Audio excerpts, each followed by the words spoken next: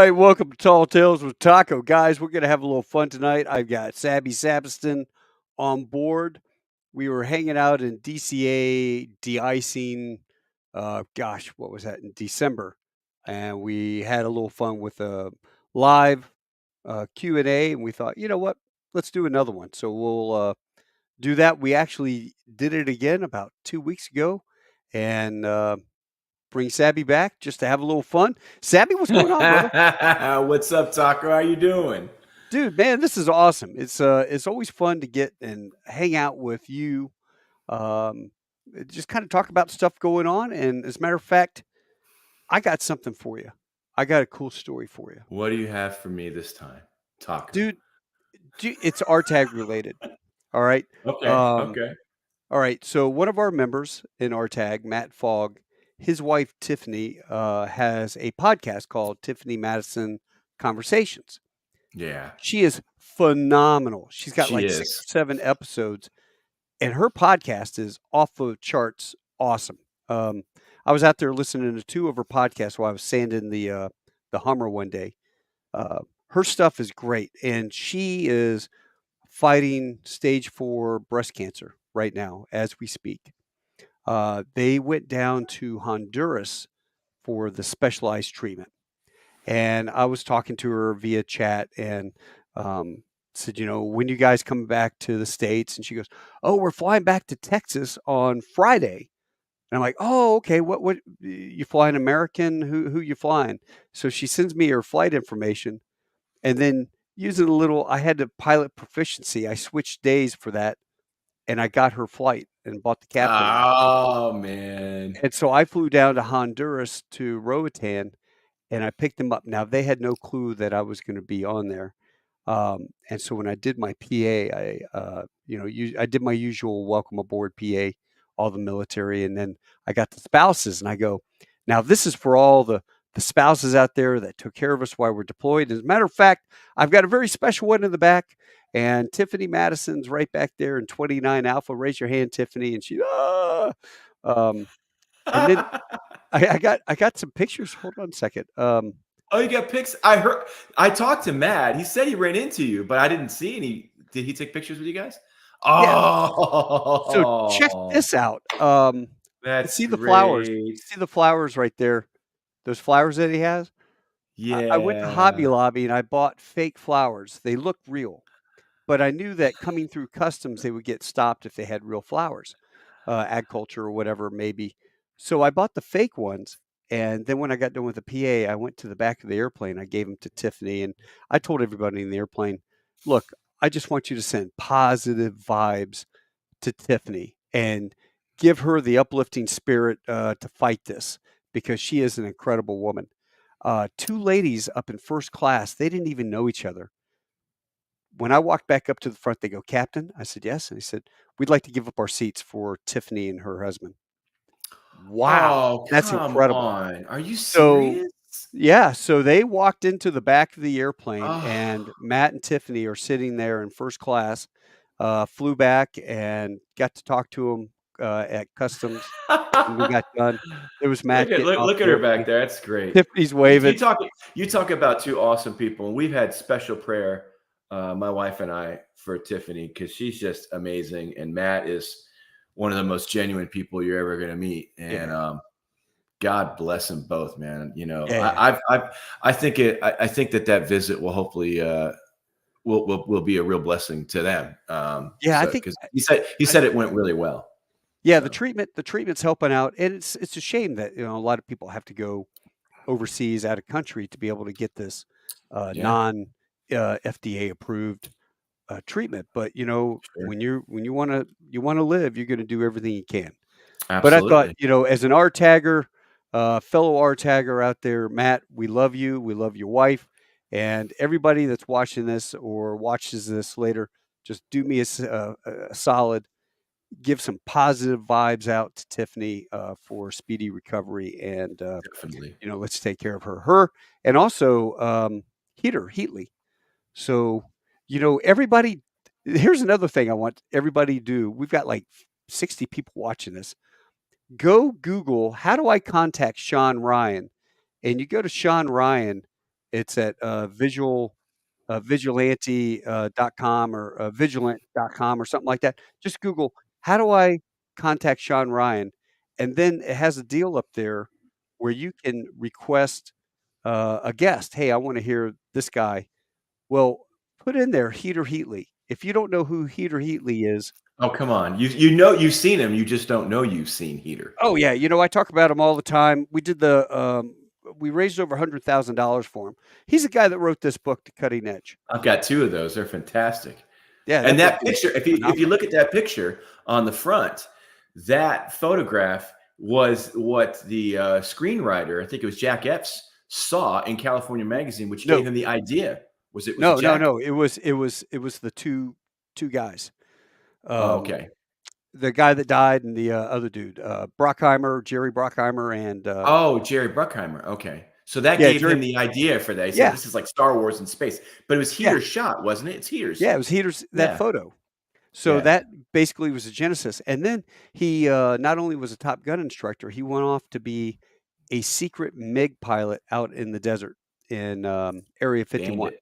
Yeah. So they flew MiG 21s, 23s, and they would go up against all of our F-16s and Navy Marine fighters. So what happened was when they drive out there and they were out there living, unbeknownst to them, that entire place was infested with That's right. radiation Yeah.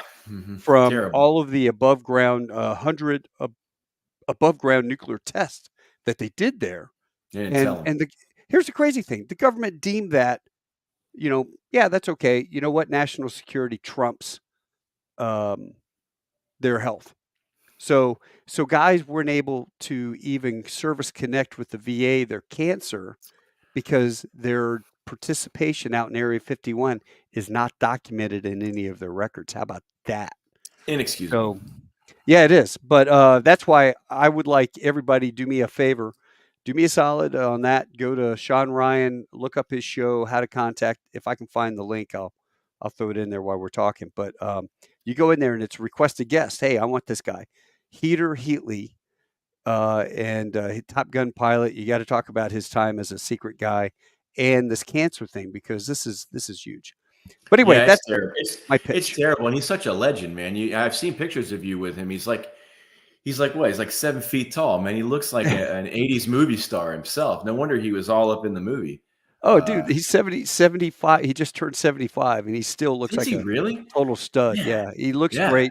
Looks better than It's both of us. oh, way better, way better than old Taco. I gotta. Way better than old Homer. Oh All yeah.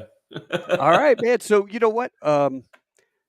For the people that don't know, I'm not pimping Eric's book, I did but not know this you were going to dust do off that. 7.3. He doesn't like me to tell this, but I will. My neighbor is actor, um, Marshall Teague, and he's been in a bunch of movies. And the most famous movie was Roadhouse, where he gets his throat ripped out by Patrick Mm, Swayze. yeah. Well, Marshall is a Vietnam vet, and we trade books. And he calls me up and goes, "Hey, Taco, I got this book you need to read, Dust Off 7.3." Because what happened was some industrious young active duty Army guy who wrote this book stuck his business card in here, and Always. his agent mailed Always. them out to all the Hollywood agents, hoping somebody would read it and go, "Hey, man, I could play that guy or something." And so when I got the book, there was this in the middle of the book, there was a business card. And when I got done with the book, I was so impressed. I cold called Sabby, and that's how we met, and that's how we talked. And it was about 6 months of conversations, phone calls, text. He came down to Dallas for the HAI. He's getting out. Looking for a job, right? Yeah. And Heli that Expo. the Heli Expo, and that was the whole deal. Was he didn't want, he wanted to get a new job, civilian first civ div, and they were not digging it at all. They wanted another 2,500 hours of flight time, At and least. I'm thinking, man, this guy's got over 2,000 hours MVG rescue, getting shot at. I think he could handle your EMS stuff. But for whatever reason, insurance purposes, I'm sure they're regretting that now because Erik started the largest aviation charity. And so how did you end up going back and starting this whole thing to help You know, others? so part of my deal with Captain Dale Dye, that Mhm. because his wife Julia runs Warriors Publishing, and of course Dale's a prolific writer. I'd be amiss if I didn't say that, but part of the deal was that I had to get social media. Now, look, prior to the Army, I was literally living off the grid, no electricity, no running water, in the woods of Northern California. I had mountain lions on my property, so I mean, I had solar panels. That was my only power. When Really? yeah, oh yeah, for 3 years I spent my days living out there, cooking, food in the fire, and Oh, you I had to had be a little, single, right? Just wasn't married. you know, yeah, pretty much. So I was at first, okay, it's a long story, right? But we got an hour and a half. So I had been in the music business as a teacher and working live shows, helping out, doing like roadie type things, and live sound and lights for bands, and living like a kind of a rock and roll lifestyle. When I moved out west, this is before 9/11. I didn't really know what I was going to do, but after 9/11 happened, I said, well, I want to leave. So when I came back to the States, or I came back to the East Coast, I should say, from California, and I did the Army thing for a while, and then this book came out. That was part of the deal. I had to get social media. It was in my contract. I didn't Yeah. even have a Facebook. This is 2014. So I had to get everything. I had to get, Facebook, LinkedIn, Instagram, all that stuff. And it came in handy, not just for the book, but later on, I'd use my music industry contacts and friends, and I'd built up this large group of people. And when my Yeah. friends in the Army got laid off, the contractors at the Army's flight school, Fort Rucker, Alabama at the time, I used LinkedIn to help them get jobs because I was Oh, cool. mad. I was angry. Everyone's, getting laid off left and right, about a third of our workforce, and no one's upset about it, it seemed like, but me. So I just spent day and night getting people jobs. Well, fast forward, when I got out of the Army, there really was no resource out there, no centralized resource. And so I started a Facebook group, and that became kind of a monster. We sent our guys to Heli Expo, where I had, been rejected with you just a couple of years prior. Uh-huh. And the line was out the door at the RTAG table, but all the helicopter tables were empty. And they Yeah. were kicked out. They said, we don't want you in here. And I said to the guys, I said, why don't we just start our own events? And we did. Yeah. So I just figured that, veterans, to be frank, they don't blow their brains out when you make them have fun over shrimping boat dynasty. So why don't you just make them millionaires, make them airline pilots, give them the quality of life? I think it's fair. And in the process of this, I figured out how all vets could become airline pilots, not just previous fixed wing pilots like yourself, or lowly rotorcraft pilots like myself. So that's what we did. It was always to help vets. Yeah. But that's how that all worked. Kind of a long story, but that's how it started. Well, what can a vet do that's, a guy that's still in service, guy, girl that's in service right now, what can they do to help start setting themselves up for, Number one thing they can career do is, down yeah, airlines? get out of debt. Get out of debt. If you've got credit card debt, if you've got personal loans, I understand the mortgage, that's kind of a given. Mhm. Sometimes car loans, but if you've got motorcycles sitting around the house, or boats, or RV, and you're not using it, sell it, get rid of that money, that extra payment each month, get out of debt. Number two, start training. The fact of the matter is that the airline industry is cyclic. It's going to go up and down, and it's going to go Yeah. around and around, and things are going to change. So the only thing you can actually control is yourself. So start training. You have the option, if you're on active duty in the Army, for instance, to use credentialing assistance. You can use a certain amount each year. I think the National Guard and Reserves get a tad bit more. So you can work on your private. Unless you're planning on getting out and going to a 4-year school, a brick and mortar school with a bunch of 18-year-old, young people, you Yeah. probably want to get the stuff done now. So there's a great guy on our tag named Cody Lucero. He's a Navy vet, and he's the master of this.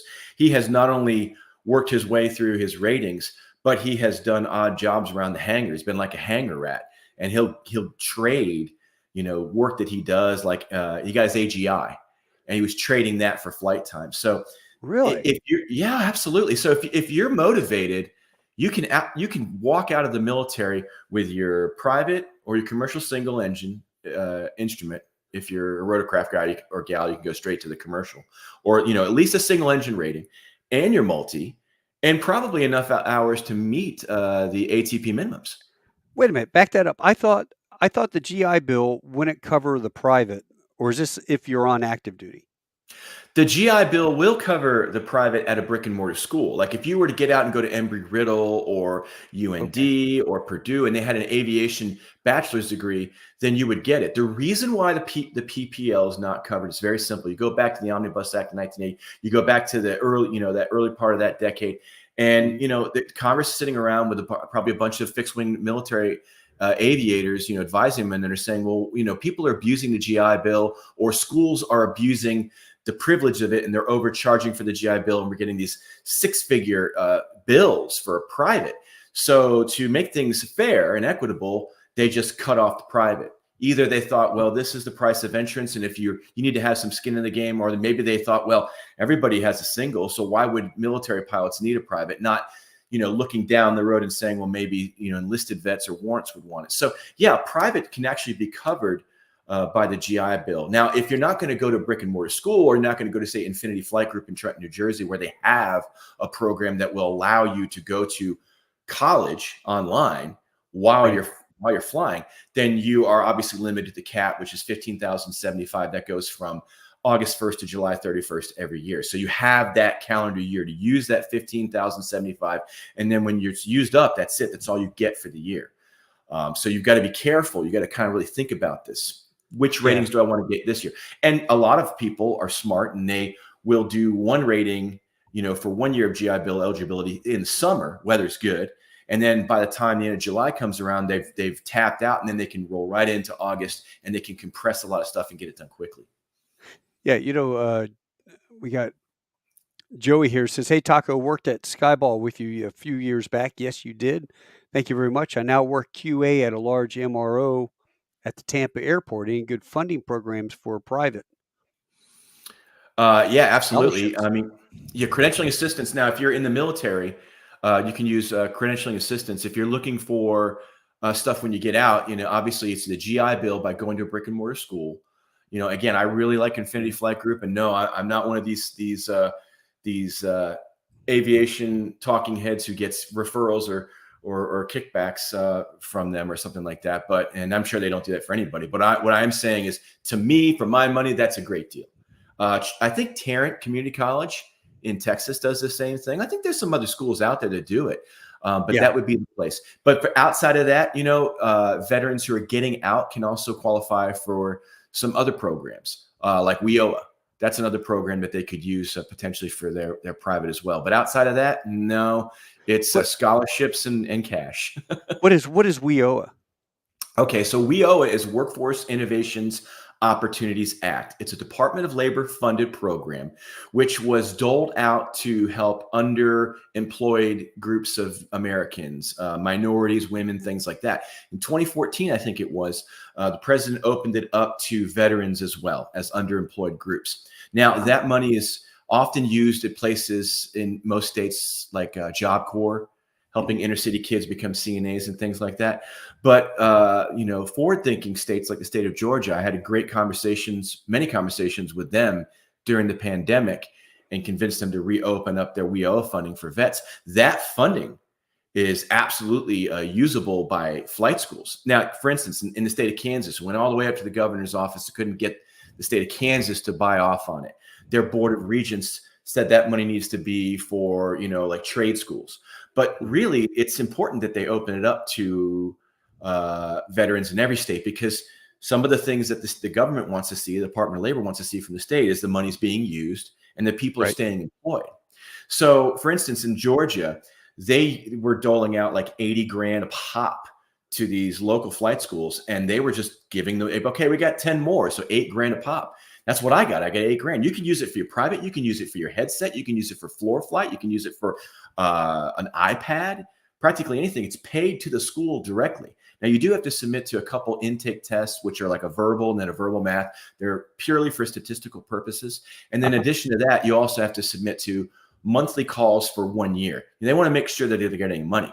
And this money is use or lose. States don't use it up, they lose it. Now, Really? Wow. Yeah. Now, what this vet's probably going to ask, and a lot of guys and gals are going to ask, is how do I get it? Well, you can't. You can't. You got to get your flight school to apply for it. And just like any other program that's run by the government, it's got a lot of red tape. There's a lot of people standing between that school and the money. And the only thing that I think will help them get there is just persistence.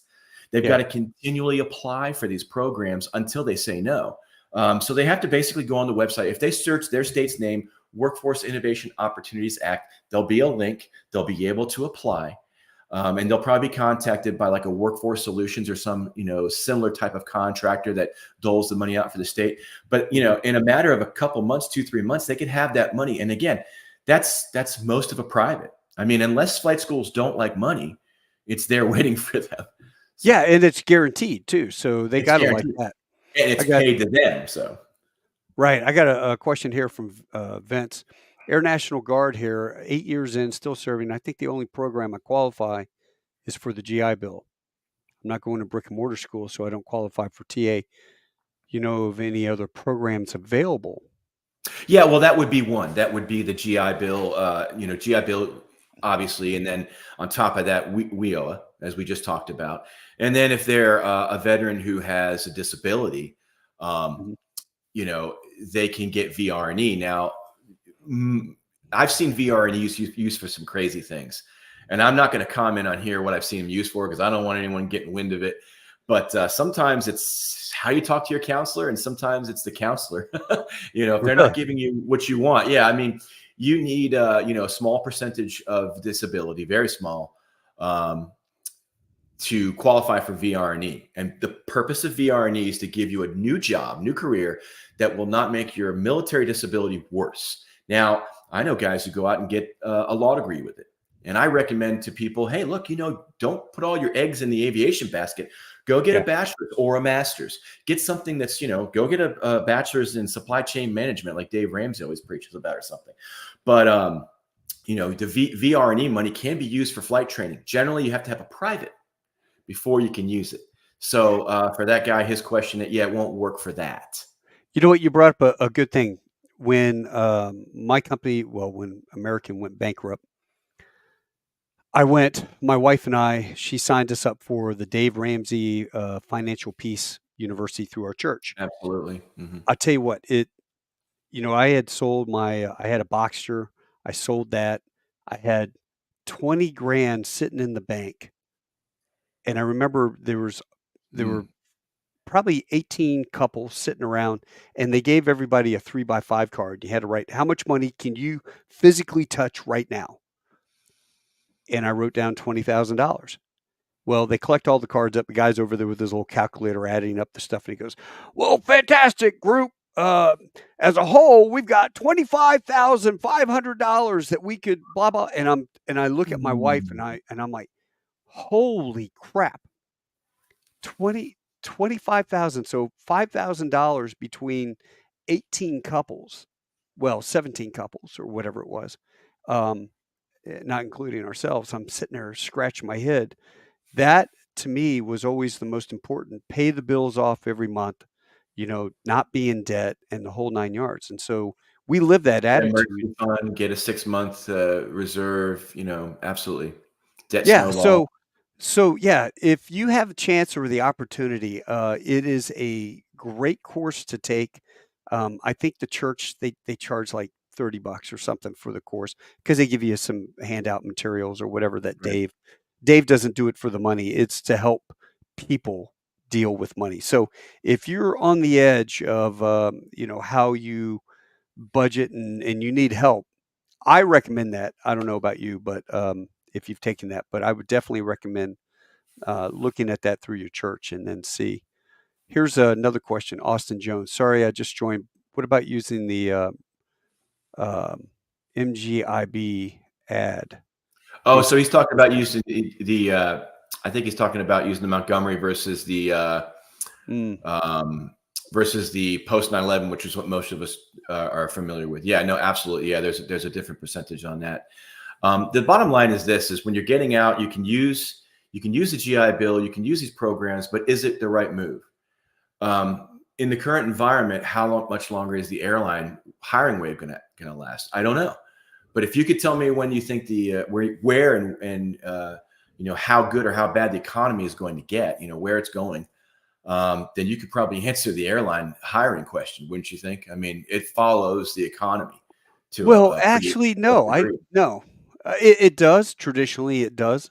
I remember in 2008, a buddy of mine, right before the market crash, I had sold my airplane to a guy in Australia.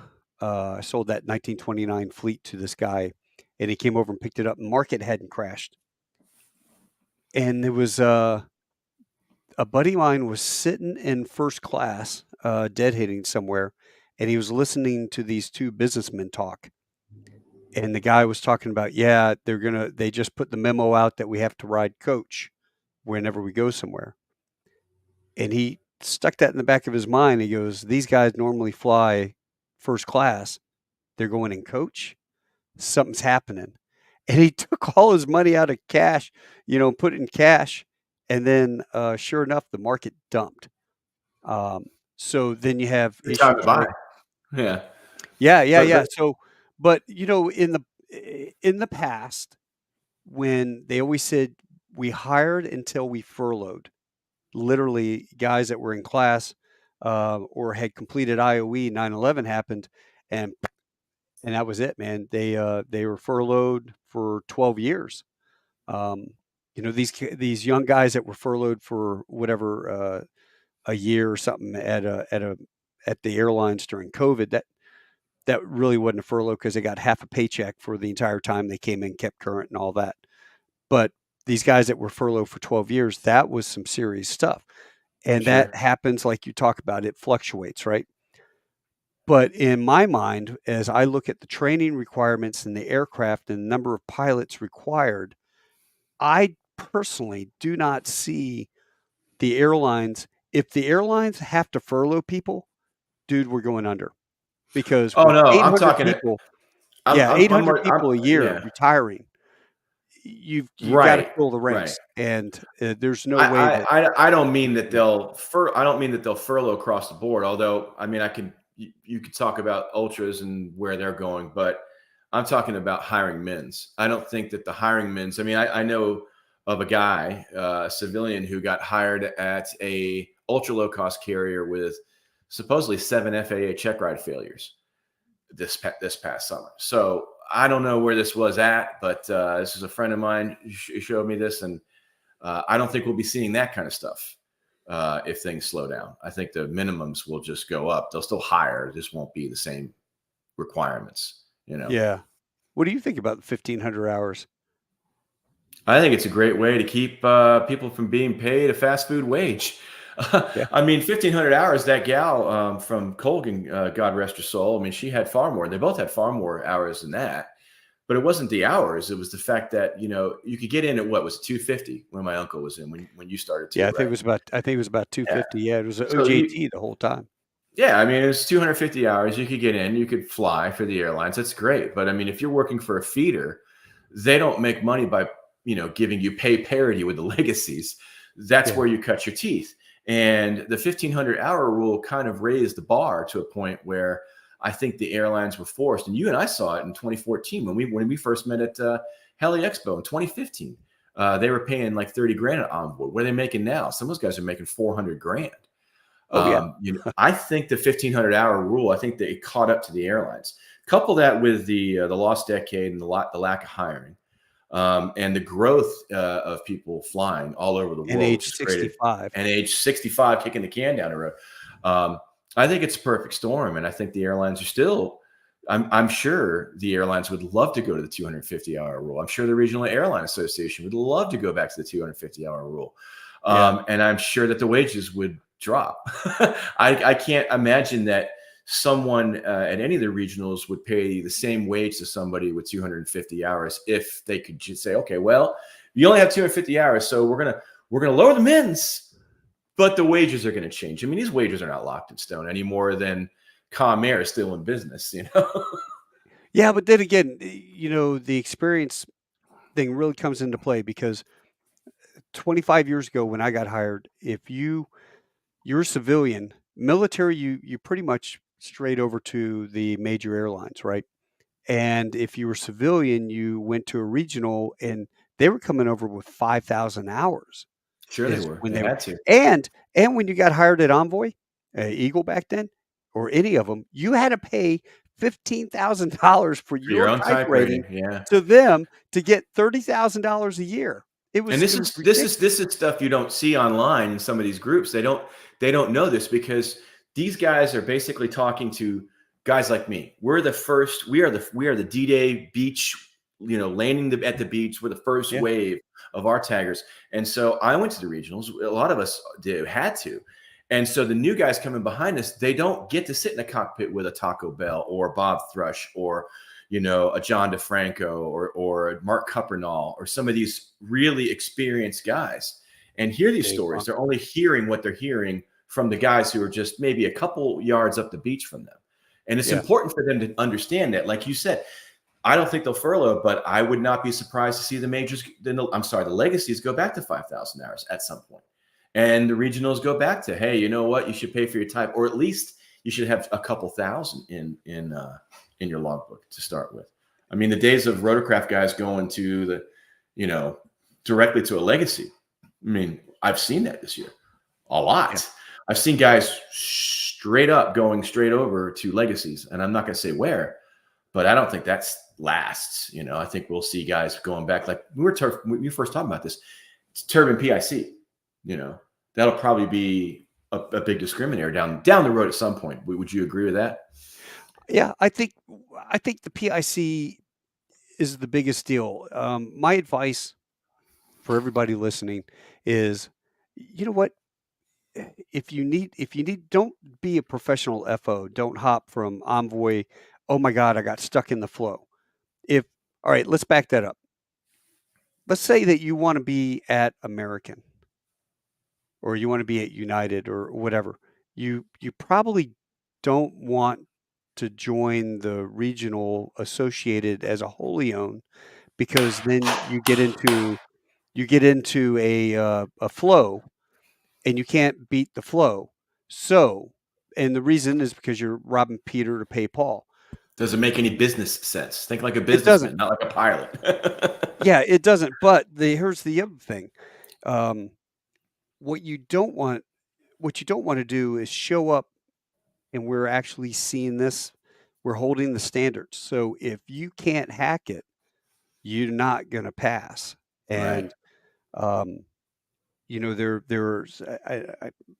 there are instances in training where somebody, you know, um, they came through and they had 2,000 hours, 500 of it in a Falcon, and 1,500 in a 172 as a CFI. Right? That person did not make it through our training program. The 737 is a very difficult aircraft, in my opinion. You've got to use your G2 to fly that airplane, and Right. so if that person can't handle it, you try your best, and then it gets to a point that they probably don't progress, and it's a shame. But what I want to say for everybody that's listening is go to a regional. Don't not go to a regional because here's the advantages of it. If you go to SkyWest or something and you get hired, you will literally within about a year upgrade over to the left seat and you're going to fly like crazy. You're going to get the PIC turbine 121 time. You get 500 hours of PIC turbine. You can write your ticket to a lot of different places. But as Corey says, pilot hiring, you get 1,000 hours. You can write your ticket to any airline you want. And it's not so much just the 1,000 hours. It's you get the experience that you need because when you do come over to a major Delta United, they're putting new hires into wide body. You get the experience as a captain. How do you get a drunk person off an airplane? I ask that question all the time. How Well, do you you know, get a drug person off the airplane? well, yeah, exactly. Or what do you do when your crew chief brings up a person's foot they found on the ground? There's all kinds of Weird mentorship stuff that experiences. happens. It always But I happens will, when you're the captain, when you're the PIC, but you build that it experience. always So is. when you go to a major airline, you're gonna be a year and a half. So let's just say you get hired at Delta. 6 months later, you finish your IOE and everything. That's 6 months. And then a year and a half, you're upgrading to captain, or a year, you're upgrading to captain. Um, it's coming way too fast. You don't want to be hanging on the tail of the airplane as a new captain, because now not only do you have the responsibilities, but you are the person. So you Let me want to, say something. Let me say something to that point. Because there's another side of this too. Like I have a very good friend, Erik Sanders, who is at American, and he was a straight up Osprey pilot day one. Like he came from the Osprey to American, and he crushed the training. But Colonel Sanders, it was very, very, very well prepared. yeah, And I used to caveat when I talk to major airline training departments and operations DOs and stuff like that. Well, why rotorcraft pilots? Why should we take them to an ultra low cost carrier major? And I'd be like, look, that 150-hour Air Force pilot who's about to go fly a C5, and then maybe another 100 hours, he's going to fly second in command of a C5 or a C-17 to Afghanistan with a bunch of American sons and daughters in the back. He doesn't have more air sense or level of responsibility than perhaps a 2,000-hour Apache pilot or a Black Hawk pilot. Somebody right. who's active in flying in combat, who has a lot of experience. So I would say I agree with you, but I will say that there are people that could come to an ultra, and the advantage of going to an ultra, number one, you're type rated in something the legacies fly. Number two, you're not flying for an airline that the legacy owns. So when it comes down, I know SkyWest flies lift for me. I'm going to have to be the one that's going to have to pay to replace this kid. So should I hire them or the person who's got 1,000 hours at Spirit and bring them over to a legacy? But I do agree with you. You got to get jet experience somewhere else. I don't think, if you can get to American and you're a 45-year-old guy with a mortgage and 3 kids and you got to take them through college and you don't have time to go back, I get it. If you can make it happen, more power to you. Just like Todd was saying, come correct. And then I love when the training departments are like, hey, don't learn anything ahead of time. Forget that. Learn everything you can ahead of time. If it ain't cheating, you ain't trying. Get a hold of the stuff and study the stuff. Show up to training. When I came to American, I'd already flown the Airbus, but don't think I didn't have every single flow profile and call out dead set memorized. I'm not going to training. That's my reputation. When I go into training, I'm going to have everything locked in as best I can. And to your point, though, it was a struggle bus in the beginning. I had to learn the sight picture and everything and the speed of everything. So I don't know if one size fits all. If there are people that can do better. From my experience, I've noticed that folks that flew a lot of instruments in the military, regardless of what platform they were on, they'd seem to do better. I don't know if you've seen the same thing. And I've actually seen that a lot of younger guys do better sometimes. Maybe the neurons are still connected. They haven't burnt them up yet. I don't know. But it seems like some of the They remember what they had for breakfast 2 days ago. I don't know, man. I don't know. But, I think no matter what, I think the industry and recruiting will fix a lot of that, I think, because, when you no longer need, like when you're hiring for retirements and not for growth, then you have the ability to be picky. And these enlisted guys and these low-time helo guys, they're not going to have the option to go straight to a Frontier, Speed Elite, Sun Country, JetBlue, Breeze, or a Velo. They're going to have to go to a regional. And it's just the same as what I did. And that's okay. But see, everybody right now, it's I got to get the seniority number. I got to get that seniority number. Got to get in there and get it. I understand that completely, but you probably ought to get the experience. Now, there's a difference between the person flying that CFI 172 or 152 and teaching, and somebody flying an Apache who might be 500-600-hour Apache driver who's getting shot at, or a 60 driver getting shot at when they were in the war. There was a night and day difference between that CH-46 pilot that was taking SAM 7s, out there by Fallujah, and trying to, think about all the mental jumbo in their head, and it's like, holy crap. And conversely, there's a difference between guys who flew 1,000 hours a year in Iraq and regularly went in instruments conditions all the time, and a 250-hour PC straight into the Army in this relative peacetime, era that we're in, where they're not getting the reps like I did. And it's not their Yeah. fault, but they're not getting, I mean, they're doing their semi-annual requirement minimums, and that's maybe it. If you're getting 48 hours every 6 months and you've got a whopping 300 hours in your logbook, and you're going to go out and get another 300 or 400 hours, so you can get your restricted ATP minimums at 750 hours. Look, man, you need to come with everything you got, because you will be hanging off the tail. I guarantee it. Yeah, I'll tell you, Guarantee it. the secret, I'll tell you, for a low-time person who's going through private or instrument or anything like that, the secret to success is buy yourself a monitor, get a big old TV screen or whatever that you can hook up to a computer, and buy yourself a Microsoft Windows flight sim. Get the yoke, get the throttle, and get the rudder pedals. And then you sit there and you fly. You get done flying with your instructor. You come back and you sit there in the comfort of your jammies, sitting in your chair, and you fly the exact same profile what you did, because you can pick whatever airplane you want, you know, whatever airplane you want to fly, you can pick it out. And you can also, thanks to Google Earth, fly over your house That's right. or wherever you are at your airport, and you can So great. fly Absolutely. and that builds the muscle memory. The only thing you're not getting is the seat of the pants feel The as you're visual and flying, but proprioceptive stuff. Yeah. you're To building your stimulate. scan, you're working Oh, the it's great. radio. We used Yeah, to call it so air flying before we had computers in yeah, flight no, sim. yeah, I was yeah, sitting like here, okay, flaps full, blah, blah. But we used to do that, right? And I yeah, actually, funny thing you say that. Um, I think during the pandemic, I went down and taught as a contractor at Fort Rucker as a civilian. uh-huh, I had a kid who came, and on day one he hovered. Day one, I was like, "What is going on with you, wow, dude? What are you talking about?" Like, and his air sense was all there. Getting back to the table, finally beat it out of him. He had 800 hours in a flight simulator. yeah, Before, I yeah. was like, "What are you talking? Really?" And I think the Army's even on and off toyed with doing sims. I like aircraft flying, but man, sims are a great tool. Apparently, that kid was smoking it day one. I couldn't believe it. Oh, they were. I mean, this goes back to 1995 when I was giving college kids airplane rides, Oh and I was yeah, sitting yeah, there. yeah. Yeah, right. Yeah, I was sitting there flying with this kid, and I always ask, "Hey, do you ever fly an airplane before?" Because I want to get your level of experience and what I could do with you, or what I think you could do.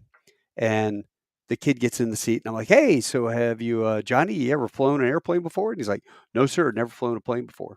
Oh, okay. Well, pull back, houses get smaller. Push forward, houses get bigger. Turn left, turn right. Even I could Give it a little bit of understand rudder. that.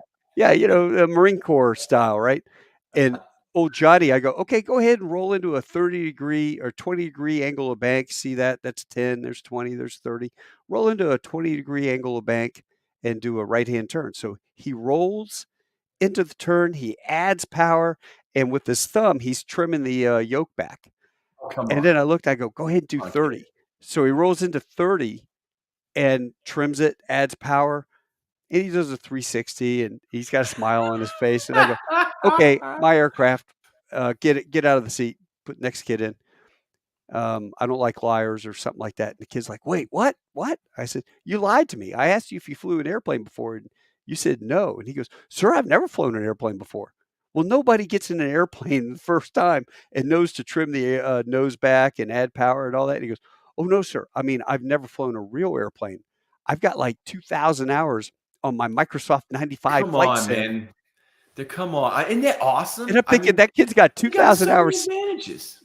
Dude, you need to go out and meet a girl. But you're in They college. in the Army, they should assign flight simulators to staff officers. So when they come back on my ATP and I have to freaking get them through their APAR checker, I don't have to pull it, Hey, man. there's Christian Martin. X-plane with VR goggles, how I learned to fly the 767 and my flows on the 737. They are Well, invaluable. yeah. Yeah, but Yeah, buddy. Christian has got a good point. The VR stuff is just crazy. So Oh, who yeah. knows, man? Yeah.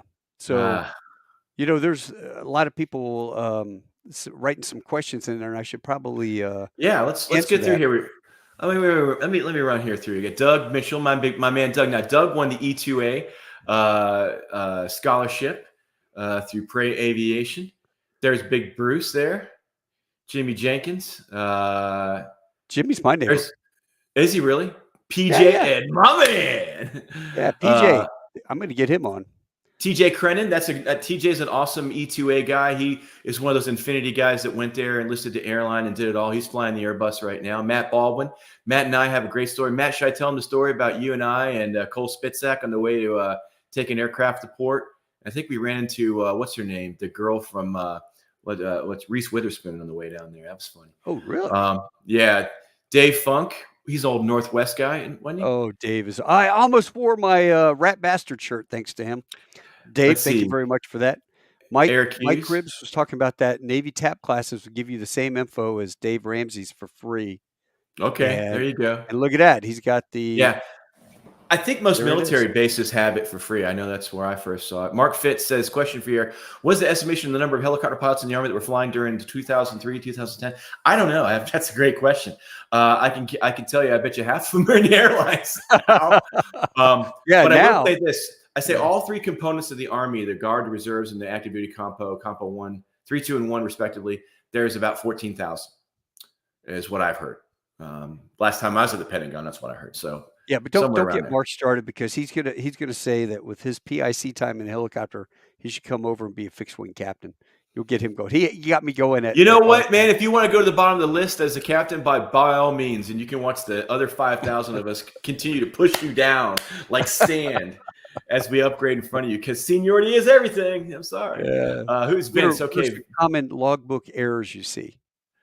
Common logbook errors are people logging Soul Manipulator. If you're in the pursuit of a rating, that's fine. But if you're trying to plus up your PIC, don't do it. I actually had a friend of mine had to make a call, a recruiter friend of mine, and he thought he had 500 hours of PIC. He had 50, because he said that every time he got in front of the set of controls that he was flying the aircraft, he was PIC.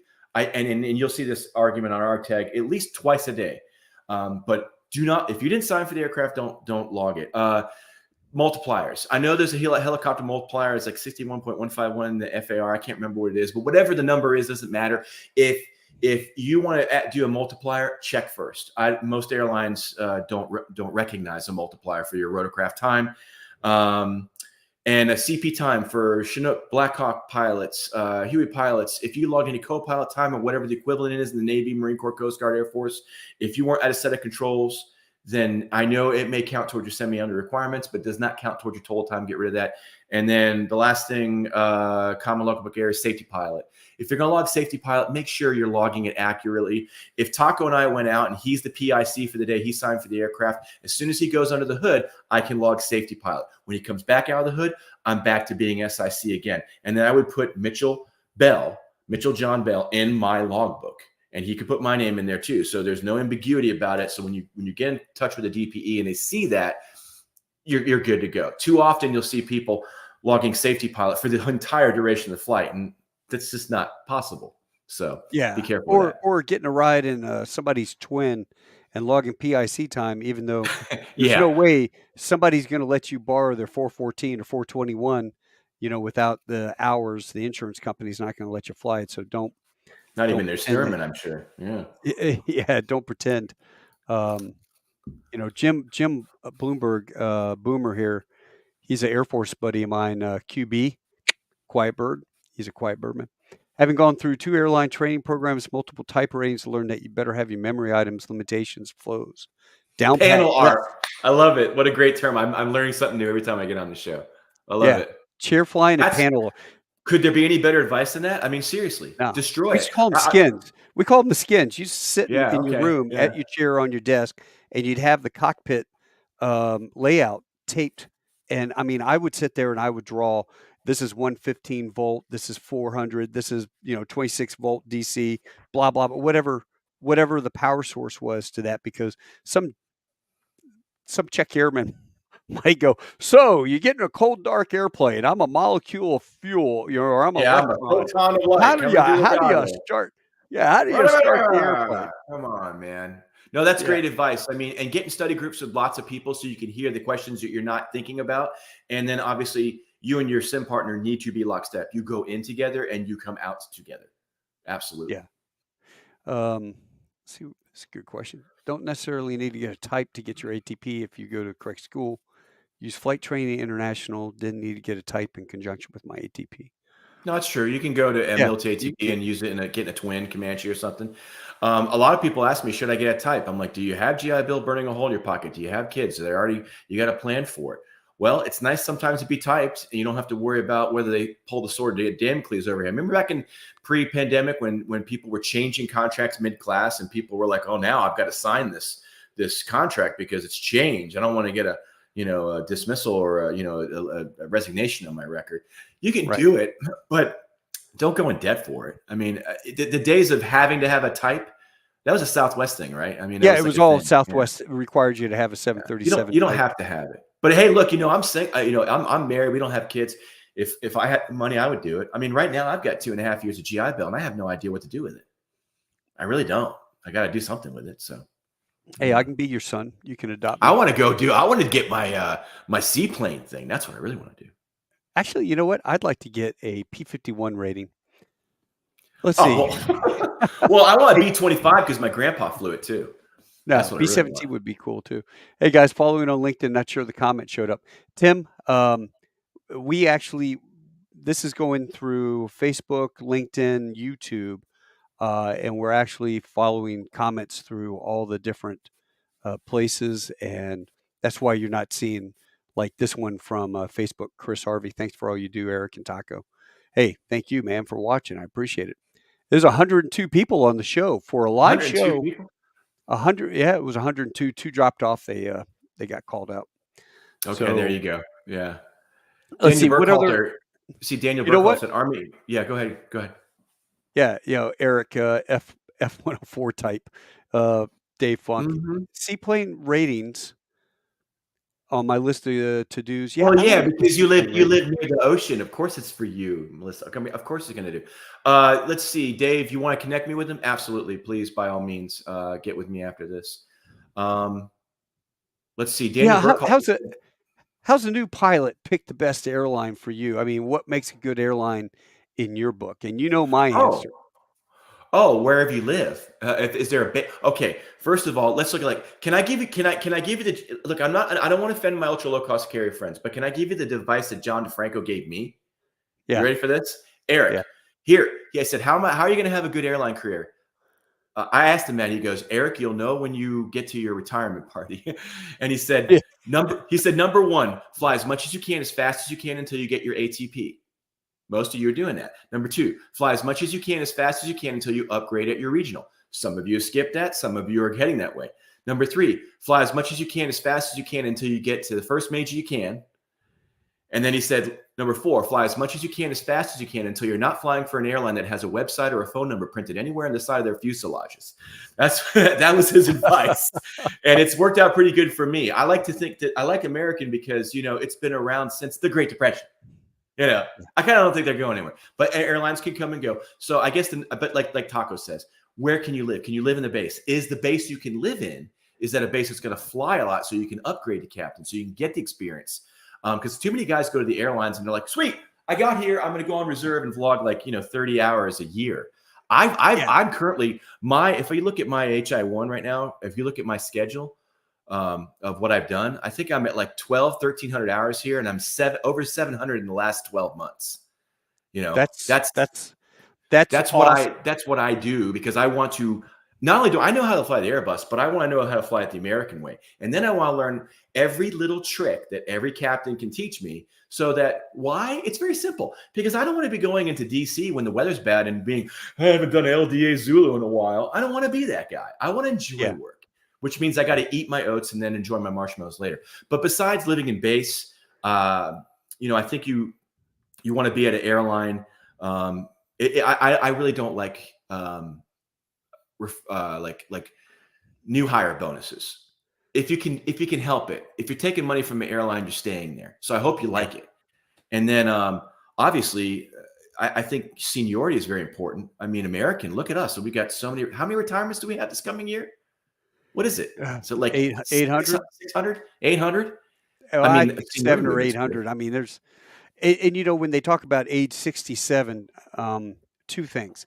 For all these wonder captains that have upgraded in 2 years, that just blew your seniority for another 2 years, pushed you back because these guys aren't gonna retire. They're gonna go out on limited duty, LTD and, disability, and they'll be out, and they're still on the seniority rolls. Some of them are still flying, and it just bogged you down for another 2 years. For me, it was 5 Yeah. years, which really, really sucked. I But could no, see if somebody was lived in base and they were a captain and they're going to they know that, like, if you were in Miami at American and you upgrade to captain and you live in Miami, yeah. I mean, that might be okay, but I don't live that close to the airport like you do. Yeah, well, here's the deal. Some people enjoy a two-leg commute to get to work. They could live out in Cool. Casper, Wyoming, and they are based out of JFK. I was in Miami at my crash pad as a new hire. I had to do a two-leg commute, Kansas City, St. Louis to Miami, Kansas City, Dallas to Miami, Kansas City, uh, Orlando, then Miami. It was two-leg commute sucked, and I hated it. Terrible. And it makes you gray early. Well, this captain commuted from Seattle all the time and all the way to Miami to be a captain, 7-2 Caribbean captain. And I'm like, why would you do that? But if that makes you happy, do it. But here's the problem. You got to sit there and you got to look at your commute and you got to go you're watching the weather system. Man, honey, I got to leave a day early because that snow is going to hit and shut down Chicago and Dallas, and the ice is going to hit here. And, I can't get into Nashville, like, whatever. Living in base takes away all of that anxiety. I mean, Christian Martin got called out on, maybe I bought his trip. I think I bought the captain out on his trip. And he calls me up. Now he's east of Dallas. And he goes, "Hey, dude, I think I'm going to drive the Hummer in because it's all ice. I'm going to drive the Hummer to work." And I'm like, "Look, man, don't kill yourself to get here. And don't get hypothermia driving that," because I don't think he had doors on it. Driving your Hummer into DFW. If you can't make it, don't come. But And this Road analogy with he the said he can't snow, make it. guess who told me this like 5, 6 years ago? This guy right here. I mean, I know this and now I use it all the time. I use it almost daily with my clients. I'm telling you, that's what's going to happen. A 2-hop commute. Yeah, Man, forget it. I'd rather be in the Army. Yeah, I'd you know still what? rather be in the Army. If you're living in base, here's the deal. Like as a 7-8, when I used to do those videos for you guys on Rebel Scum, I would post those videos of doing the walk around the 7-8. They're probably still out there. Oh yeah, I'm sure they're out there. That living in base, they would call me up and go, "Hey, are you feeling well rested?" "Why, yes, I am." Would you like to do a trip in OG to China?" "Yeah, sure." So, I mean, when you were looking at those I like money. $35,000 paychecks back then, and you're like, "How'd he get that?" Well, that's because I lived in base. The senior dudes that are senior to me, that are in premium or whatever, they can't get here because they commute. That's So right. the local guys were getting all the stuff. And And here's where life gets good: is living in base and seniority. Combine the two, it's pretty great. I don't live right near the airport, but I yeah, can get there fairly quick. And I'm bidding at 30%. I mean, I'm pretty much getting everything I want, you know. So living in yeah, base is key, man. it is. Arthur's got this. I once had a captain tell me, as soon as I was based where I lived, I would feel like I quit a part-time job. Got DFW in January and discovered that captain was spot on. Damn Skippy, man. Absolutely. Um, Here's one from there's Darren. Natalie Hancock. I'm retired. Didn't fly my last 4 years in the USMC. Got the private while in flight school 20 years ago, but short fixed wing hours and not current. What recommendations do you have? Is there a way to use a GI Bill for building hours multi-engine ATP? Unfortunately, no, you can't use a GI Bill to build hours. I mean, you can use it in the pursuit of a rating, and your rating might take you as long as it takes you. But and you need to go get your instrument. I mean, now that you've got the private, your post solo, you need 250 hours of fixed wing PIC. All your time is going to count towards that sub requirement. So you can get other ratings with it. But again, if you have a question about what you can use for your funding. Google my name. It's Erik Sabiston, and look up We Are the Mighty. I think RTAG also uses We Are the Mighty's article as well on their page. It's called Don't Veterans forget Can the Become pin Airline. post. Oh yeah, the pin post. That's it. Veterans can become airline pilots for free. It actually belongs to We Are the Mighty, but you can find that article on a few places, and it has hyperlinks. So if you forget anything we talk about tonight, it's right there. You can find it right on the internet. Yeah, and I think a lot of the people on here are already part of RTAG Nation. If you're not, you need to join RTAG Nation. It's a Facebook page. There are a million links on there. Pin post. You're not the first person to invent the wheel. Hey, I'm a enlisted guy getting out. I've got, my GI Bill. I want to be a pilot because I met this guy named Sabby once. And how do I do it? And there's 20 other people that have already done what you're looking at trying to do. Absolutely. So Absolutely. I guarantee you that every scenario, every question that could be asked is somewhere in the search function of RTAG Nation, which I refer people to that Facebook page all the time because you can get in that search bar and look up a particular word and find about 20 posts that deal with that particular subject. Search bar. And it's not, and if you don't find it there, if you can't find it there, you don't know how to use a search engine, which most people don't seem to know how to use.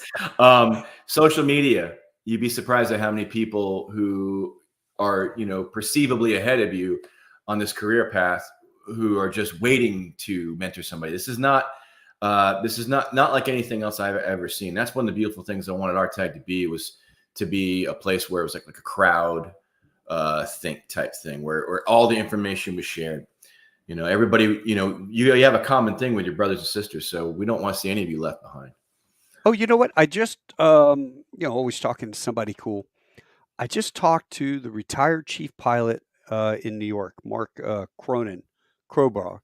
He's an A-10 pilot. He just retired from American, and he started a web page called Velocity R, I believe. I think it's Velocity R.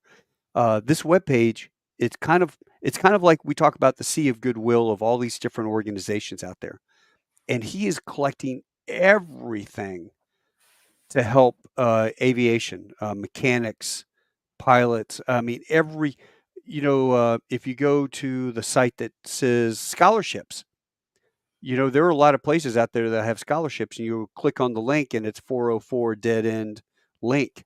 He's make sure that all of these things are updated. So you want to get an aviation scholarship.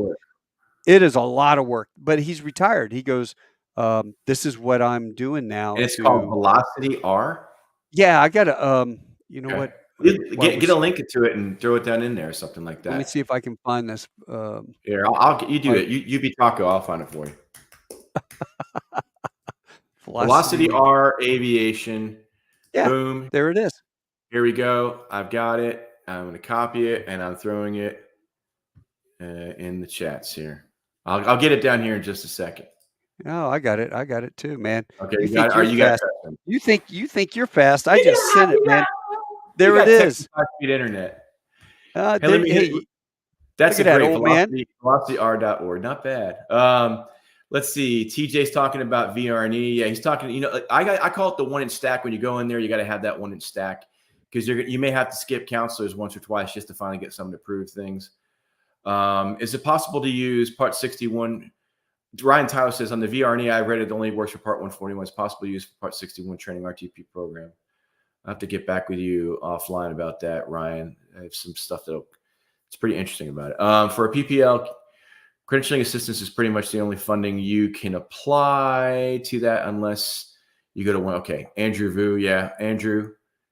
I think I talked Andrew into coming over to aviation. Or no, I think he was an infantryman and then he went to Rucker and then we talked to the airlines. I think he's at a major now. Natalie Hancock says, where's Infinity Flight Group? That's in Trenton, New Jersey. Andrew Vu. Of course, he already got it. Okay, TJ, yeah, that was probably the same person. I've seen one or two instances where supposedly a Part 61 program was approved, but I do not know the details of the outcome. Generally, VR and e-consults want to see you go through a degree-producing program. Okay. Hey, don't forget about Matt Prey, Prey Oh yeah. Aviation. Oh, there's a ton. There's Prey Aviation, which has schools in Kansas and Florida and Maryland and Alabama. I think the airport in Kansas is being shut down. They're going to redo the runway there. Uh-huh. But he's great. I mean, there's Savannah Aviation, there's Fly Corps, there's Learn to Fly. If you're in New England, Learn to Fly is probably the only one up there. There's a lot of great schools out there for sure. Yeah, Daniel here, Natalie Hancock. I went to Infinity up in New Jersey all the way from Louisiana. It's hands down fastest route to the airlines. You can utilize their RTP. There you go. Yeah. So, Yeah, so the absolutely. RTP program, rotor to pilot program. Thank you. I was having dinner one night, and I always tell everybody have a business card. And I was sitting That's next Taco, if you to guys didn't know it. yeah, I was sitting next to Fred Cleveland, who was a COO of Eagle at the time, and I was telling him about a 46 Marine 46 pilot that went on to become an HMX guy. Now he's flying at Southwest, and he contacted me after Iraq, and he said, "Hey, after HMX, hey, I'd like to do a transition to C-130s and live down in Austin and be in the reserves up at Carswell. Sounds pretty cool. Yeah. Could you help me out?" And I'm like, "Yeah, sure." So I got him in there. He got into my squadron. I think he's still there. But I was telling Fred this Really? story, and yeah, Fred, you can't tell me that a guy that was getting shot at in Iraq and then comes over and flies the president for a couple years, the best of the best. You can't teach him how to fly one of your jets. And he goes, you're absolutely right. And that's pretty much how the Yeah, RTP program was born. I've peeked at the email from that. You guys have no idea. Taco really started our tag. He really started the RTP program. I just dropped in on it. I was the first, guy I to, didn't to, do to anything. take the bait. All I did was this. I'm a Well, good that's all idea I guy. do. I'm just the mouth. I mean, that's all I ever do. Yeah, just funny. MW says, how will the captain shortage at the regionals be solved? Pretty simple. The majors stop hiring them out of the regionals, and enough FOs get trained to be the captains, and they stop leaving early. There's too many Chewbacca's and not enough Han Solos. Christian Martin, the OGs. Yeah, man. So you're one of them. Yeah, you are It's with his great wife. stuff. Okay. Let's see, you guys. Yeah, we talk about no questions, unlimited questions. You guys, if you got some questions, throw them up there, and we'll be able to answer them. Thanks Jim for all you do. Bloomberg, that's wise. I came up through the rough 90s when flying jobs were hard to find. RJ drivers were getting food stamps. The average new hire annual salary for a regional pilot in the early 2010 teens was 14 grand a year. A year. Yeah, it was food stamp That's great. Food stuff. stamp wages. They used to, I know one airline actually sent out a memo, please don't wear your airline uniform to the welfare line. And they were serious. Yeah, RJ drivers are getting food stamps. The lost decade didn't help, but the 15-hour an hour rule helped force management to raise salaries and improve training. Yeah, I do. I agree. and you know what? I'd say this too. RTAG has helped. You don't have to be an airline pilot. There are lots of 135 Yeah. jobs out there flying corporate. And And that goes right to Dave Pagano's comment here. Love your RTAG group. Just enrolled Liberty's aviation plan using my GI Bill. Haven't touched it yet. Estimate I have 300, 400 hours. I plan instruction to build hours, but where else are good places I can look for jobs to build to that 1,500 hours? That's a great question, Taco. What do you think? well, a lot of CFIs, a lot of schools out there. So you can if you can work and get your CFI, that's going to increase your flying tremendously. Right. That would be the fastest route. Probably, We've yeah. got a guy that was a volunteer at RTAG or not RTAG, Skyball years ago. His wife's a flight attendant, and he basically said, "Hey, I want to be like you guys. I want to be a pilot." And I want to say he was a CPA or something like that. It took him 5 years. Started flying, got a CFI, built his time up, quit his job, flew full time as a CFI, got to Envoy, and then Envoy in 5 years, upgraded to captain, and then he got over to American. Now, that's a good question. Also, is do hiring fairs help? And I think tremendously, hands down, the question is yes. Yeah, absolutely. What do you say? Yes. No, 100%. I mean, look, we all know that the recruiter you met in the military was not like your military experience, right? If you met Taco back in the day in the Midwest, your Marine Corps experience may have been a little bit different. Um, and everybody has their own take on things. But one constant is recruiters are just real people and they want to hire real pilots who are generally good people, who are good dudes, Yeah. who you're not boring, that you would want. I mean, even if they're not pilots themselves, they think about that. Is this guy so socially awkward that I can't even take a trip with him or her?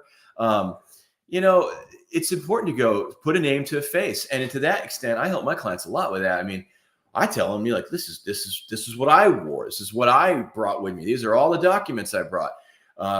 And you know, you could go to a lot of events. I mean, most people will go to one event to get their resume into that airline, you know, and then they're like, okay, well, I got my resume turned in. And then when I meet the men's, at least the recruiter can say, okay, John Doe or Jane Doe, I've got his or her resume in front of me. I met them at WAI, OBAP, AAAP, LPA, wherever. Yeah, okay, we got it. And they can proceed. They need that resume in front of them. Okay. They need some sort of personal touch. And you can convey a lot more by just sitting there and getting to know somebody. I mean, you shouldn't be nervous at a hiring event. If for some reason you're not the right fit or it's just not the right time, maybe it will be down the road. And this goes for these Meet the Chief events too. You should go to those. I mean, if you're not planning on going those, you're not trying. I mean, John used to tell me, look, they're either going to give you the job or they're going to give you a restraining order. And sometimes you look back in the old days when all the pilots were military folks. You know, my Uncle Ron was a civilian guy, pure. He would talk about that. He's like, it seemed like recruiting was run by the Air National Guard guys because they were the ones who were half in and half out of both worlds. So now it's a different world. But the good news about that is you don't have to go to 7 events a year. You don't. Of course, I go to RTAGs. It's free. But if you're got your ATP and it's burning a hole in your pocket and you're like, well, I need to get to an airline, don't wait. Go to Women in Aviation next month. Absolutely. But you can do so much online. Do you guys understand, and the gals understand, that this conversation that we're having right now would never have happened without LinkedIn? If it were not for LinkedIn, I never would have met Taco, ever. Which means I probably never would have gotten the idea for RTAG, which means RTAG Nation, I never would have made it. No, I mean, you met me through your book. I know LinkedIn's important. But I met Marshall through LinkedIn. Oh, really? Yes, absolutely. Because I knew Dale and Dale knew Marshall and I connected with him. Why was I connecting with people? Was it because I was stalking? No, I'm married. I'm happily married. What I'm on there for is to try to find openings. People don't understand this. I did an average of eight minimum hours daily on social media the entire 7 years that I was a part of RTAG, up to 22 phone calls a day. I didn't do that for my own legacy career. I did that for vets because I was still thinking like a medevac pilot, you know? So if I can do that for people that, you know, I may not even know, but I care about, because I care about vets, I do. It's who I am. Then why can't you do it a couple hours a day for the benefit of your family? If you're not on there networking, getting to know, write up somebody, say, hey man, I see you're a captain at Legion. I'm wondering if you can tell me about the quality of life. Get to know some people. You can do a lot on social media. That's what I was going to also say. On LinkedIn, I love LinkedIn because it's just pretty much minus the politics of Facebook. And I'm an old guy, so I'm a Facebook guy. And the Facebook games that keep scrolling up every 5 seconds, right? Yeah. Not on my side, but you know, but the go find the different recruiters for the airlines. So if you want to go to American or you want to go to United, Delta, or whatever, seek out their recruiters and connect with them. Now, how important is social media on that aspect? Well, if you have a bunch of, you know, detrimental crap on your feed, you know, that can influence somebody not to, you know, I'm not. I know a recruiter. I know a recruiter who told me that they had been offended by somebody had liked a comment. Somebody in their department has. I mean, I'm not going to say that that's the level you need to get down to, but look, man, if you've got, you know, filthy language and, you know, risque videos and all that stuff, that's who you are. And maybe the recruiter even thinks it's funny themselves. But what are you going to do when that cockpit door closes? Are you going to offend your new first officer? Are they going to have to split you up? Just be smart, be smart. Yeah. That's all I'm saying. But go back to LinkedIn and go find those recruiters, and they're going to be posting, because you're connected to them now on LinkedIn. They'll post the links with, "Hey, here's the link to do the meet and greet. First 500 people that sign up get this, whatever." Let me say something else. When I went to the American interview, do you know what happened when we turned our logbooks in? Captain took the whole entire interview group into the C.R. Smith Museum and showed us the aircraft, and we're like oohing and awing that this is so cool. He's a very friendly guy. And then he started asking us questions in a very, friendly manner. But he was asking us a lot of questions, a lot of history questions. Like when I went into the Frontier interview, I remember their chief pilot was like, "Does anybody know our cost per average seat mile?" I knew it. 82%. I knew their CASM. I knew everything. I knew, because look, when I met my wife, I studied everything about her. I just paid attention to everything. I wasn't, well, yeah, she's very beautiful, and I look like Homer Simpson. So yeah, that's probably how I did it. But I studied her, and so if you're talking about going to Southwest for the rest of your life, get on LinkedIn and read those Airline I Love Me articles where they talk about themselves and what they're doing. Herb's book and read it. Read them. Read it, man. Get to know it. Get to know the Delta culture. If something good happens for them, read it. If something bad happens, read it. I don't think anything can impress an airline interviewer more than at the end when they say, "Do you have any questions for us?" And you have an intelligent, thought out question.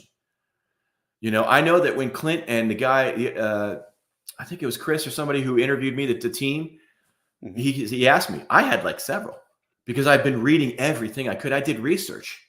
I asked you a million questions. So get on. You're trying to show these recruiters, hey, look, I'm coming here to stay. So I'm already studying ahead. When you were getting ready to go in the Marine Corps, didn't you read the little thing, or the Navy or whatever you guys joined? Didn't you read a little pamphlet? Oh, look, I get PX privileges. Ooh, look, I can wear this cool T-shirt that says Marine Corps. I'll look like, Clint Eastwood. You were into it. Crayons for life. Yeah. Come on. And you don't have to be smarmy, but comment on stuff. Let people know you're there. That stuff will get back to them. And here's something else on social media. It's never a bad thing. And look, one day I'm going to sell my company. My book's going to become in a film or something, and you're never going to see me again, because I'm going to go back to the way I was, folks. You think I like social media? I hate it. I'm going to go back living into the woods. I'm going to cut off. Facebook's going to be gone. Everything. It's going to happen. But until that day, I'm always connecting with people. Why? It may not help me, but it might help somebody else. So upload your contacts. Go through your high school yearbook. You never know when your friend's aunt is a recruiter for Delta. You just don't know. It's that 6 degrees of Kevin Bacon. At one point, I had Bruce Springsteen as a connection on LinkedIn. The real Bruce. Yeah, he was on there. I guess some staffer was doing it. I still have Bootsy Collins from Parliament and James Brown on there. He's one of my connections. Why? Because I'm going to go play with Parliament Funkadelic? No, because somebody Bootsy knows somebody who knows somebody who's going to need somebody for a corporate job, and I'm going to have a mutual connection, and I'm going to be able to help somebody get that job. It sounds like a lot of work, but that's how it's done. It's called having connections. Yeah, hell, Parker Perkins, my best friend from high school and college, Marine days. Parker's standing at the White House in his dress blues, opening the door up for guests, right? Part of his, what do they call those guys? Social coordinators or something crazy. Oh, okay. Yeah. I know what you're talking about. He was at 8th and I, and so he's opening up doors. And this guy walks up to him and goes, "Hey, Skipper, how you doing?" And he goes, "Oh, hi, sir. How are you?" And he goes, "Hey, nice to meet you. I was in the Marines, Vietnam." And Parker's like, "Oh, hey, that's cool. What'd you do?"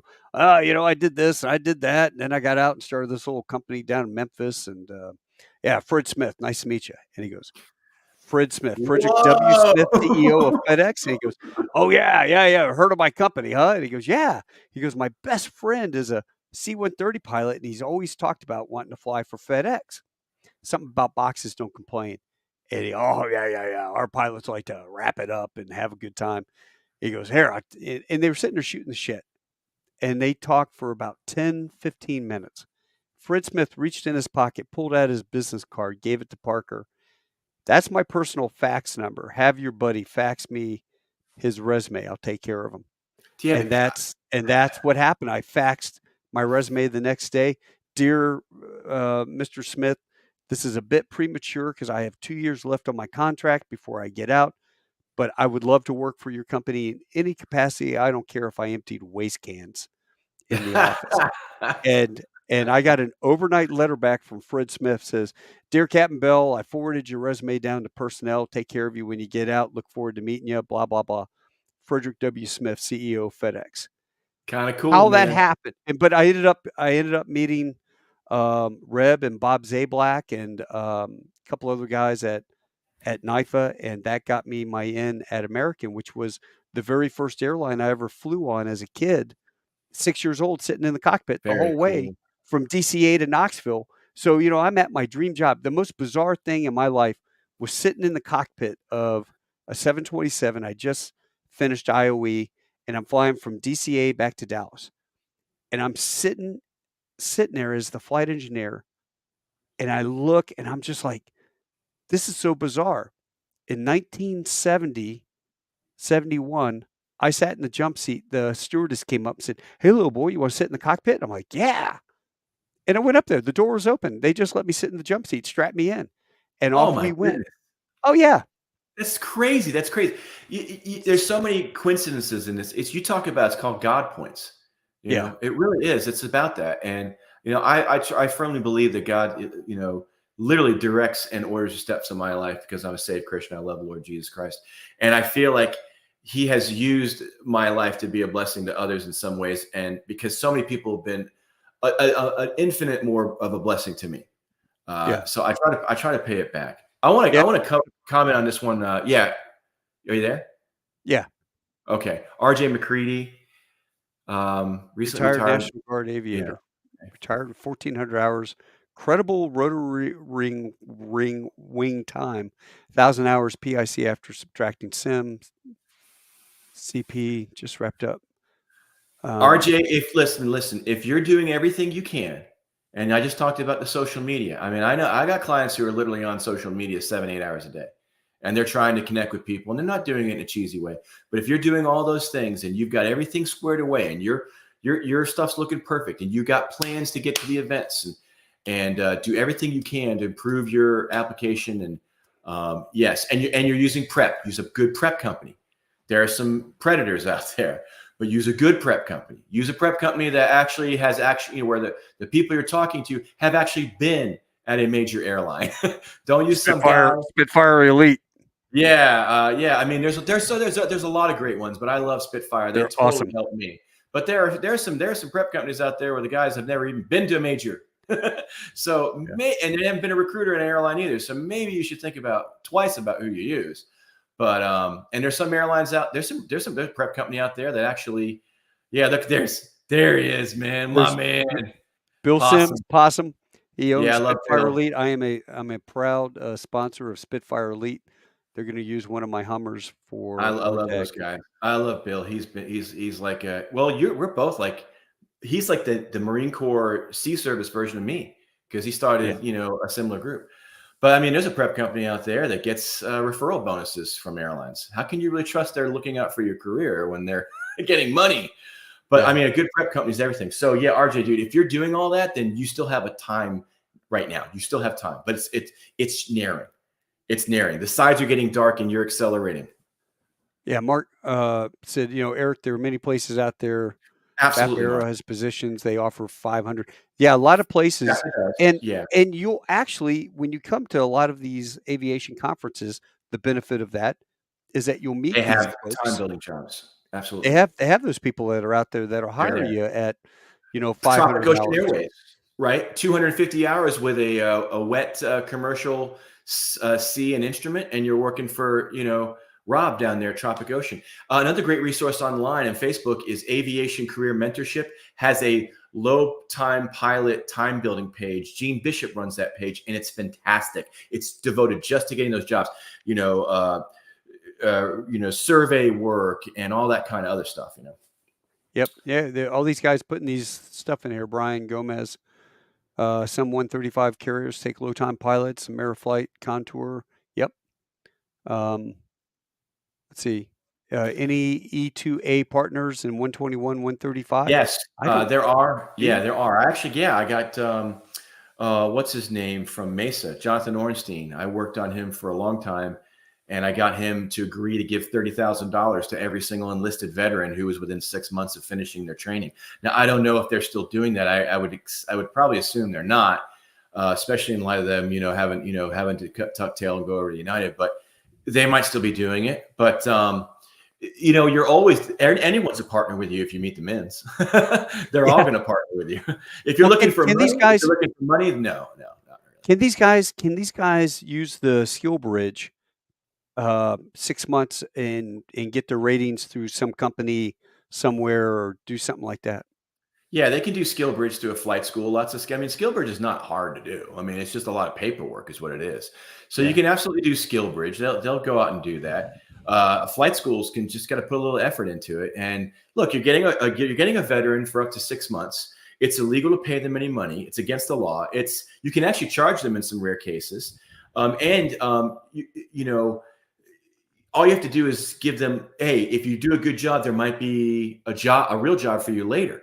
Plus, Right. if you hire them, you bring them on, you get up to $32,000 in tax credits. Wounded Warriors tax credit, Returning Heroes tax credit. So, do you like money? Well, then hire veterans to come on board. The caveat to that, though, is there's a lot of folks that push the skill bridge thing. First of all, make sure that they're working for you, because someone's paying a skill bridge company to do what they're doing, what the company could do for themselves. Someone's doing Yeah. the paperwork for them, and there's nothing wrong with that. I think they're anywhere from 7 to 20 grand per veteran that they're getting. So, are they partnering with every opportunity that you could have? Probably Probably not. not. So, No. no. So, just because the place is like, oh, we help veterans with skill bridge get to someplace, doesn't mean they're necessarily looking out for you. Make sure you talk over with a good mentor where you're going, because it might be, oh, well, you don't pay a dollar, right? But the company pays. And so, what happens Yeah. when you get that type rating in a citation, and you're a RTP guy or gal, and you really want to go to American? How long are they going to be giving people type ratings and training and stuff when you're only going to do 6 months? So you got to think about this like a businessman is my only thing to say. Yeah. How old this is Jacob Cobb, I know him. What age is too old to get started to have a career in the airline? Well, Jacob, Career? you literally can go from 0 to hero 1,500 hours, and inside of 5 years, I've seen guys that started Oh, I've with seen less than that. 0 Yeah. and got onto a major in 5 years. Now, the only problem is, if you're 50 and you get on to American at 55 and it still progresses with 2-year upgrades, maybe 3-year, now you're looking at almost 60, you got like 5 years left. So is it worth doing it at that point? Now, if you're 45, yeah, it's well worth it. You've got 15 years and I was older than probably. that when I got to American. How old are you now? I'm 50. Yeah, but you didn't start out 0. I know him. He's 0. Oh, I see what you're saying. Well, I will say this: TJ Crennan, who's in the comments section, he did it in 2 years from 0 to hero, and he's at a major already. Really? So yeah, he went straight to Frontier. Absolutely. Well, he touched SkyWest for like 3 or 4, I don't know, less than a year, and then he's at Frontier. I had a group of study partners at the regionals. They were Yeah. all 55 and older in my study group, and we had one guy in the class ahead of me who was 62. And you know why he said he did it? Why's that? He said lifetime flight benefits, baby. That's what he did it for. So it was well worth it to him. Yeah. So, Yeah. Well, guys, with the contracts and everything, they're pretty much apples to apples for the most part nowadays. yeah. So that being said, pick where you want to live. Excuse me, this seltzer's getting me. Yeah, pick where you want to live, and then based off of where you want to live, follow that airline. And if it means that you have to go to a commuter out in Salt Lake City to fly for an airline out of Dallas or Atlanta or something like that, then you got to pay that price for about a year and commute and go do that regional Sure. to get on You're with the absolutely right. major that you want. Because, like I said, as much as I would love to say, go straight to our wholly owned, well, realistically, they're not going to hire you outside of the flow and they know that if they look at your resume and you went to one of the wholly owns and then you jump to go frontier, well, now you're going FO to FO. It's not really that it happens, but if you don't have a bunch of PIC time as a military pilot, then that has a lot of weight. The military, that's the whole thing about RTAG. It takes that experience that you have, that PIC time, helicopter, and that transitions over whether you know it or not. You're taking care of a crew, you're in combat or you're flying, you're back up against the wall with the weather moving in, and you didn't expect this. And now, how much gas do I have? All those things you don't think about, but all those things mature you as an aviator, and you make a mistake and you're like, God, man, I'm never going to do that again. And in the military, you stand up in the ready room and have to admit, that screwed up thing you did. So everyone else learned that lesson as well. That's a great point. I remember at the regionals where I was flying with captains who were well into their, they were like mid-20s, very young. And I'd see them get upset about things as the captain that really weren't worth getting upset over. I could see them get spooled up. So I felt sometimes almost like a practical psychologist. Like I remember a guy one time going into Portland, Maine, and it was icing and the weather was bad, and it was his leg, and he was clearly shook up on the landing. He was so bad. He was so shook up by the landing that his legs were shaking, and he was shaking the aircraft. And I was like, "Hey, captain." And so I was like that. I felt like I was back in flight school almost. Like he knew more about the jet than I did by far, but I knew more about life. And I became seriously. And so I'm that Rio in the back saying, you know what, Taco, you are the best Tomcat pilot in the rag. I'm telling you what, you are the best until you get on this deck. And then I'm going to kick your face, man, for putting me on. But yeah, I mean, that's an intangible thing that you would bring whoever made that comment. And it's super, super valuable. And think of it like this. As a businessman, I mean, if you're bringing people on, they're not going to be there for 20 years. I get it. Aren't you a little bit cheaper of an investment? You're never going to make tacos money like me, So bring the old guys on. Bring them on. Yeah. They won't have to pay him for as long. But yeah, no, they could do that. Yeah, I'm just kidding. That's not a big deal. Well, let's see what we got here. New comments. Yeah, if we got anything else left? And Dallin Watson. Oh, Mrs. Will. Okay. Are Hilo pilots successful at the airlines? Yes, absolutely. And the answer is yes. Yeah. I mean, the pilot source study in 2008 or 2017, 2018 showed that helicopter pilots need less additional training and less additional IOE than their civilian straight fixed wing counterparts. I'm not talking about military fixed wing. I'm talking about just civilian. They actually need less additional training. And that's a verifiable source. Look at pilot source study 2018 on Google and you'll find the numbers. When should one start spending money to go to events? I'm guessing with commercial ratings around 1,000 hours. Well, it's up to you. I mean, you could go when you are about to meet the minimums, but I think networking is awesome. I mean, why not go to an event, especially like RTAG, where it's free, get to know some people, hand out some business cards, and start to develop relationships. Because this industry, like anything else in life, if you didn't know it, life's about relationships. I mean, when I was getting out of the Army and I was going to be a helicopter pilot, you know what we were told, Taco? The military transition expert, Stacy Sheard, and those folks said, start 3 years out. So that was the thing. You hit 3 helicopter expos in a row, and by the time you get out, 3 years in a row, you should be ready. They know you.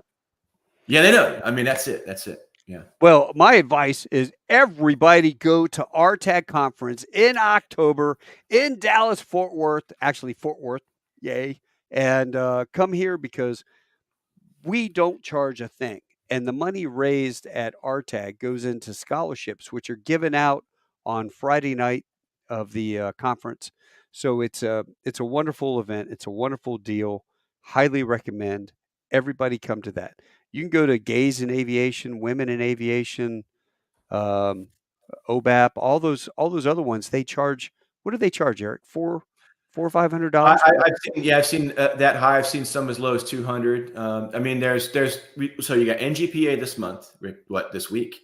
You got WAI next month, and you have TPNX. Then you have PAPA. Then you have OBAP. Then you have LPA. Then you have RTAG. And there's also AAAP, which is the Arab American one. So there's more coming out. But yeah, I mean, that's a lot of money. If you're what was he at 1,000 hours? Yeah, I would go to RTAG. I would go to RTAG. And when you get inside of 250 hours, I would go to another one. And then when you're close to making your 1,500, I would go to another one. Yeah. So not necessarily 3 years, but I mean, I would hit them. There's plenty out there, and there's Meet the Achievements. Yep, there we Dinero. go. Yeah, they are. You're right. $300-$400.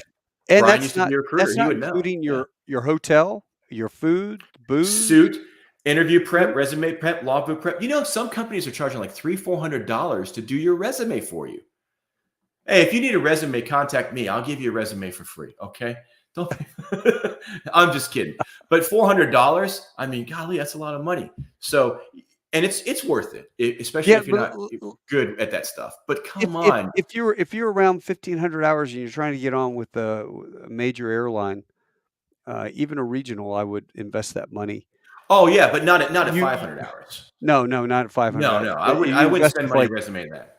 Like those guys, Spitfire, and those guys, you join that group, then they prep you, get you prepared for everything. Yeah, when you're ready for the interview. No. I mean, if I don't know, I don't know what Spitfire charges these days. It's not enough. And if they say it's $1,000, it's worth $1,000 for a multi-million-dollar career. But if you're like flying a Cessna around, you don't need to worry about your resume just yet. Yeah, meet and greet attendants got my application through the minimum requirement sifters. I'm pretty sure. Yeah, that it really is. I do the meet and greets as well. Oh, there you go. I didn't know you did those. Yeah, I was doing meet and greets, and I was doing the working the floor at RTAG last year. It definitely puts eyeballs on that person. There are people that look great on a resume, but are not that good in person, and it really helps. An Airbus. Yeah, Airbus takes an average guy, makes him good, and takes a good pilot, makes him average. And I was the different. I was the bad pilot, and it made me average. So there you go. Yeah. Let's see. Yeah, that's Mike's got a good point. Went to LPA at 200 hours. Some of the pilot recruiters told me how to fix my resume for free. United pilot that has connections at Embry-Riddle offered my daughter free intro flights as women in aviation. That's cool. You can never know too many people. That's for sure. Oh God, yeah. If I'm going to do, I'm going to RTP 2 years college, currently debt free, and have some cash. Should I use the cash at the same time? I don't know your background, Hal. I don't know if you're enlisted, if you're rotorcraft, what you're doing. That would help me to give you some advice. But well, I would say right now you don't even need a college. Yeah, no, you certainly don't. Contact Erik. Yeah, you can contact me. And you know what? We talk to people all the time. There's probably not a day that goes by that I get a message and it says, "Hi, I'm Jack Smuckatali. Do you mind? Do you have time to talk?" And I'll talk to you, and Erik will talk to you. Anybody, that's our job, right? There's a great meme I have where you see a guy climbing up the mountain and it says, "Why do we climb up the mountain?" Well, when we've reached the top, our job is now to help the next person get up to the top of that mountain, right? And that's why we do this. But I will tell you this. If you contact me and you start asking some basic questions, I'm going to just steer you to RTAG pin post, baby, because I'm the 20,000-foot guy. I'm at a major airline, been 25 years. I'm like up here and you're wanting to get where I am. But I honestly don't know in the weeds your situation, what could best help you. That's why I direct you. If don't think I'm kicking the can or flicking you off. If I tell you to go to RTAG, it's because there are others like you, and you're not reinventing the wheel. Does that sound? Absolutely go to RTAG and get all the stuff you can from there. That's still not enough for some people, and when I retired from the charity, I didn't think I'd ever do any of this stuff again. I was going to pretty much focus on family. And, when I finally decided to come back and do it, I made it a consulting service. Look, every single month, tomorrow morning at 8:30 a.m., you know what I'm doing? I'm waking up with Rick Fouch from PBS Gurus, Bill Sims' company, and I'm going to pay him $119 to do my bid for next month. Why? Because I always get everything I want. And he's the guy that set up PBS with the union back in the day. I don't make a move without PBS Gurus. So you pay someone for their expertise. Look, you can come to me, you can ask me a question, but I have 3 side businesses and I work for AA and I love my wife.